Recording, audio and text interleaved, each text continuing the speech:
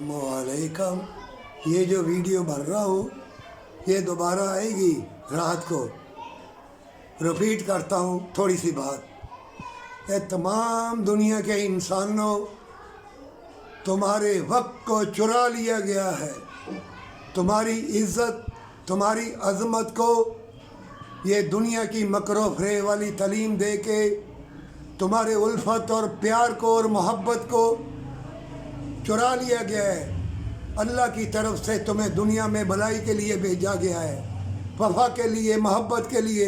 ये बाग, ये बहारें, ये फूल, ये पत्ते, ये नबातात, ये आबशारें, ये परिंदे, ये हसीन मनाजर किसके लिए? तुम्हारे लिए।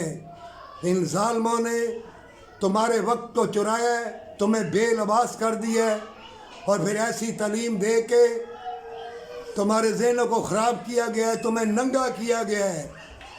ज़मीन के कितनी अंदर मादनियात है, कितनी चीज़ें हैं, अनाज है, फूल है, पत्ते हैं, हर किस्म की मादनियात, जो सोना, जेवर, हीरे जवाहरात सब तुम्हारे लिए हैं। औरतों की जीनत के लिए चीज़ें, ये लिबास। औरत एक माँ है, इनके कदमों के नीचे जन्नत है। इन जो इस्लाम और जो इंसानियत के दुश्मन हैं, इन्होंने सब इंसानों के अंदर लालच, डर और खौफ डाल दिया है। और अल्लाह ने तुमको खुशखबरी दी है सारे मज़हब वालों के लिए जन्नत की। अगर अल्लाह की बारगाह में आखिरी नबी हज़रत मोहम्मद सल्लल्लाहु अलैहि वसल्लम तुम्हारे पैगंबर हैं, सारी इंसानियत के लिए रसूलुल्लाह सल्लल्लाहु अलैहि वसल्लम रहमतुल लिल आलमीन बन के, ये कुरान गवाह है, कुरान में अल्लाह ने फरमाया है। और फिर अगर नहीं तो अल्लाह ने सूरत बकरा में ये भी कहा है, किसी मज़हब का भी होगा दुनिया में भलाई का काम करेगा, अल्लाह को हाज़िर नाज़िर जान के, तो अल्लाह क़यामत के रोज़ उसे अजर अज़ीम देगा और मुसलमानों के लिए जन्नत पावर वाली। इन्होंने तुम्हें बेईमान बना दिया है, चोर बना दिया है, सूदखोर बना दिया है, मक्कार बना दिया है, कातल बना दिया है, फरेबी बना दिया है कि जब तक तुम अपना लिबास ना उतारोगे, अपने दिमाग को कंप्यूटर की तालीम और दूसरी ये नंगी चीज़ें दिखा के अपना वक्त हमें ना दोगे, हमें ज़मीन के ख़जाने तुम्हें निकाल नहीं देंगे। ये ज़ालिम लोगों ने तुम्हें बर्बाद करने के लिए सब कुछ दिया है। अब भी अगर तुम मोमिन मुसलमान हो, अगर ईमान वाले हो, सारी दुनिया के इंसानों के ये ज़मीन में अल्लाह ने सब्ज़ और नबातात, हसीन फूल, ये परिंदे, ये तितलियाँ तुम्हारे लिए ये पैदा की हैं, तुम्हें दुनिया में नेकी और भलाई करने के लिए। इन लोगों ने ऐसे वायरस, ऐसे जरासीम, ऐसा डर तुम्हारे अंदर फेंक दिया है कि सारी दुनिया के इंसान डर रहे हैं। उनको मालूम नहीं कि कल क्या होगा, सुबह क्या होगा, शाम क्या होगा।